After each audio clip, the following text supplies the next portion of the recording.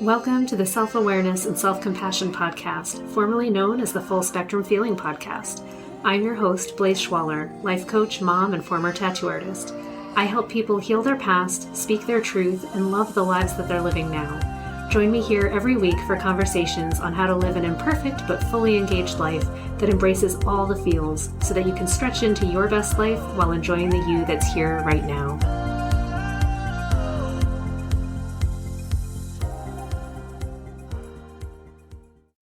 Hi friends, this is Blaise, and today we're going to talk about the meaning of life. Ha ha ha.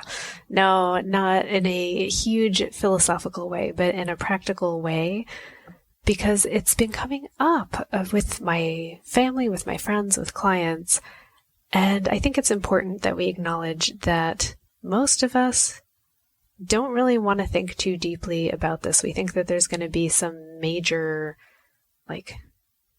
message from on high about what the meaning of our life is and what we're supposed to be doing and how we're supposed to do stuff, but it's full of lots of supposed tos. But I would argue that what if the question is actually what makes a good life or a life well lived? And if you ask that question, it's going to be different for everybody.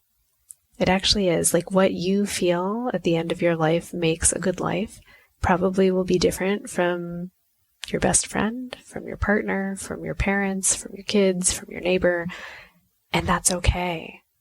And then I think we also will find that there are some common themes. I often question myself and things that I get really caught up in. So I guess the reason that I would ask such a question in the first place is, when am I really wound up? What are the things that I'm doing that are making me get frustrated and feel like I need to reconnect with the meaning of life? And we all go through these phases where we suddenly realize that we're just off kilter, we're off track, we're not doing things that are bringing us joy, we're feeling really overwhelmed, we feel like no matter how hard we're working, we're just not making progress. Why is this happening to us? If there was a purpose in it, shouldn't we have been seeing results by now? And what I'm starting to feel is true, and that I think is true in a universal sense, is that when we're looking for a result to bring us happiness, when we feel like there's something we should have been doing or have to be doing, it seems like it's an automatic joy sucker. Like it just takes all of the joy and drains it out of life, and life becomes really pale and colorless and automatic and boring and frustrating and stupid. And then we get cranky, and we want to have someone justify and tell us how it's okay that we're doing all of these things, that we're working so hard. So that's one. A lot of us think that we have to work hard to have a good life or to succeed in life. And yet we would all also agree that the point of the work is to be able to enjoy our life. So there's a disconnect there. And I think most of us can admit that we don't necessarily enjoy having to work. Some of us are lucky and do enjoy our work, but even those of us who do have moments where it's actually work. That's why it's called work and not joy. It's work. It's something that we put effort into. And joy for most of us feels like it's spontaneous. It feels like it's an experience that we're striving for that just kind of happens when we're present and at peace.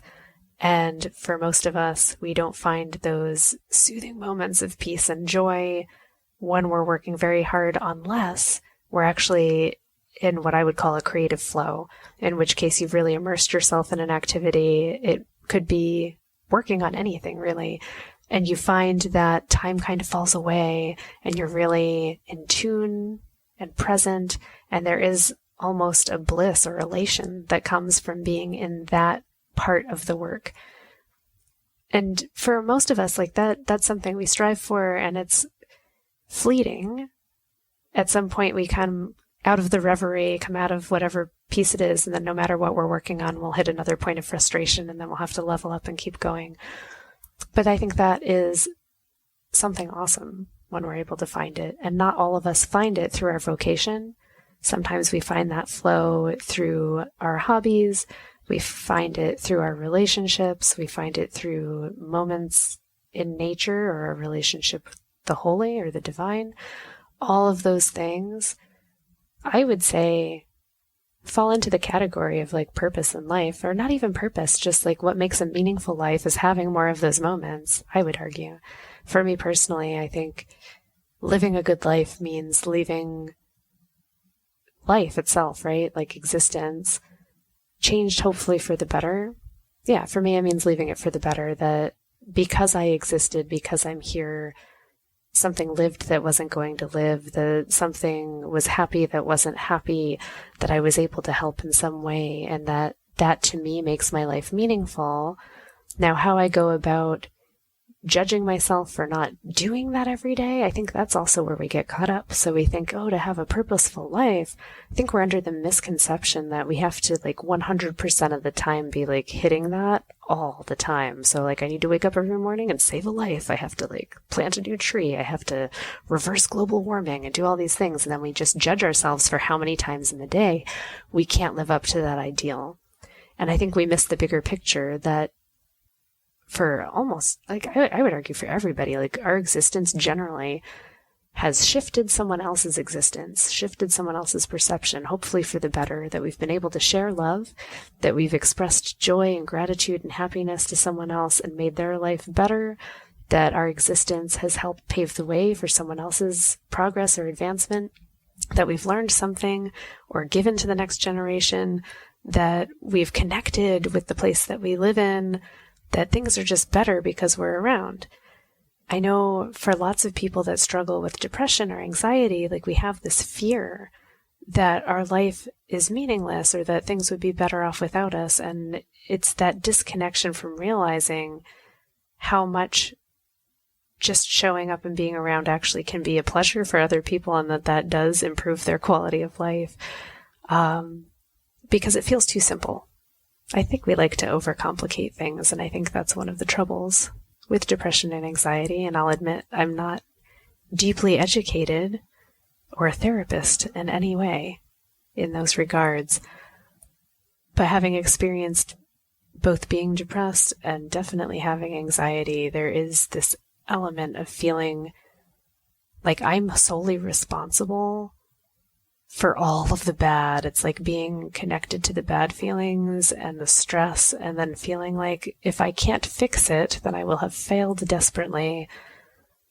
And I guess at least anxiousness becomes a very, in that present moment, like it's the most important thing. And then it becomes very physical, for me anyway, that I'm having a physical experience of panic. Yeah, don't wish that on anybody. But to return to the topic of what brings us the most meaning out of our lives. Let's go there. What brings us meaning and joy? And I know very few people who wouldn't say like the joy of being with their pet, of seeing that kind of unconditional joy at your just mere existence, that you showed up and your dog is like, oh my God, I've turned into a pretzel. I can't even take it. Just looking at you, I can't even take it. I love you so much. And a cat that's purring on your lap, knowing like going out and feeding wild animals, like I'll go out and feed feral cats and stuff, and just knowing that I've made a difference in that creature's life, working like volunteering at shelters, it's awesome. And knowing for a fact that these animals might not be alive if myself or other people hadn't stepped in, if we weren't providing care. It's recognizing that when you go out and you're smiling at someone, like it's occurred to me, like, man, when you go shopping, if you can actually smile at people or connect with someone in a genuine way, they might really need that. There have been days when I have not been okay, where that is what I needed the most. And having anyone just show up and actually make eye contact with me and care, seemingly care, or just smile, really makes a difference in my day and how I'm feeling and in my life. And I think that's true for all of us when we're able to give that level of awareness and care and love, really, to another human being. That can change the trajectory of someone's life, and we have no idea. And it's so easy to lose track of it because it's not something that's going to happen in every instant of every day. It's probably not even going to happen every time you leave your house and go outside. It becomes who you just are, right? Like you show up and you're a nice person or whatever, and you forget that that has a huge impact. So we asked a friend recently, what does it mean to have a good life? And she said, like, is it being happy? Is it being kind? Is it working hard? Is it making lots of money? Is it, creating an endowment for the arts? Like, what is it? And some of the questions like we put out there were just so ridiculous. We're like, well, of course it's not that. We know that it's not about making $1 million. Of course, we'd all like $1 million, but that doesn't mean that I've lived my life well. Interesting. Okay, well, does going out with your friends mean that you've lived your life well? And we're like, maybe it does. Maybe it does, to just know that you have people to connect with that you could go out with. Maybe showing up for an animal, volunteering, being present, enjoying the sunshine. Oh man. I often think to when I was at my worst, when I had just, lost the ability to tattoo and I wasn't feeling well and I could barely do anything and my hands were like useless to me and I didn't know if I'd even be able to make art again. Thinking that I didn't deserve to exist. And maybe my life was over and my contribution to life was done at that point. I was like, gosh, I'm like in my 30s. Am I really done already? And, inside of me, I felt like, no, of course I'm not done. What I really looked to was my cat in that moment. And it helped me profoundly to think, my cat exists. She doesn't think about whether she's good or bad or whether she's doing catness well or poorly. She is adored.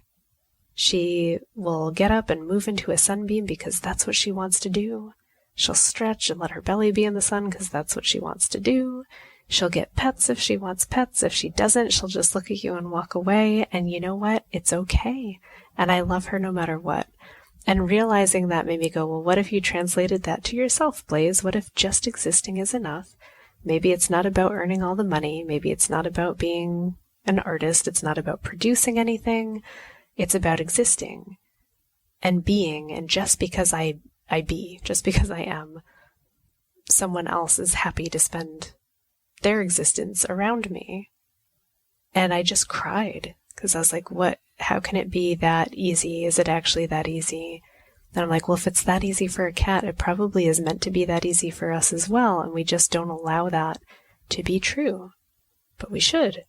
Because honestly, gosh, how liberating it is to feel that. To feel like it's okay to be however we are, desires and all, disappointments and all. Like when my cat misses catching a mouse, she is not sitting there judging herself for more than a few seconds about it.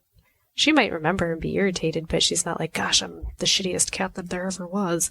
Like, they don't do that. They don't have these self-ruminating thoughts that tell them that they're bad. I think that might be uniquely human and maybe even canine at this point because they've spent so much time around us.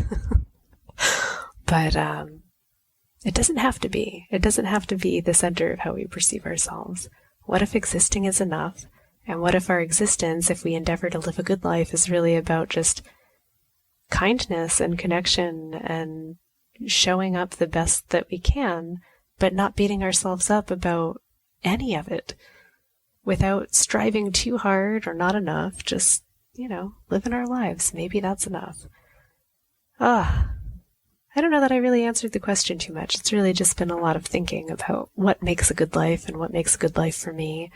For me, I would say being kind, bringing smiles, laughing a lot. I feel like if I get to the end of my life and I leave behind people who remember me smiling or with laughter, if I leave behind, more life and health, for the land, for the plants that are around, just in general, that's the legacy that I want to leave, then I will feel that my life has been well lived. And none of that has to do with, becoming a multimillionaire, having a lot of stuff. It doesn't have to do with going on crazy vacations or proving that, I have anything. It's not about being beautiful, like none of that. Even though those are things that definitely I'm just as guilty as the next person spending time contemplating and figuring out how to do. But those are not the purpose. Those are just stuff that's, I don't know, distractions maybe even. Some of it might be necessary in order to function, but it's not purposeful. Not towards a meaningful life, purposeful perhaps. Interesting questions. You may agree or disagree with me. I am curious and I would love to know. Friends, I wish you a wonderful week. I hope that you are finding lots of meaning in your life and that you're connecting to things that just bring you joy and bring joy to those around you. If you're in one of those down or anxious spots, my heart goes out to you because, God, I've been there. And I'm wishing you some relief. Like, contemplate animals if you can and think, you know what, they are okay. They live even in their own suffering and they don't judge it. And it's okay for them to live, and we still love them anyway most of the time because they're just lovable, and that means so are you. You are lovable and good and awesome. So many hugs to all of you. I will catch you all next week, and until then, have a great one. Bye-bye. Thanks so much for joining me. If you enjoyed this podcast, please subscribe and share it with someone you love, and leave us a review. You can learn more and get some self-compassion tips and tricks by visiting coachwithblaze.com, where you can sign up to get my free booklet on overcoming anxiety, overwhelm, exhaustion, and burnout. I'm sending you so much appreciation and love, and I'll see you next time.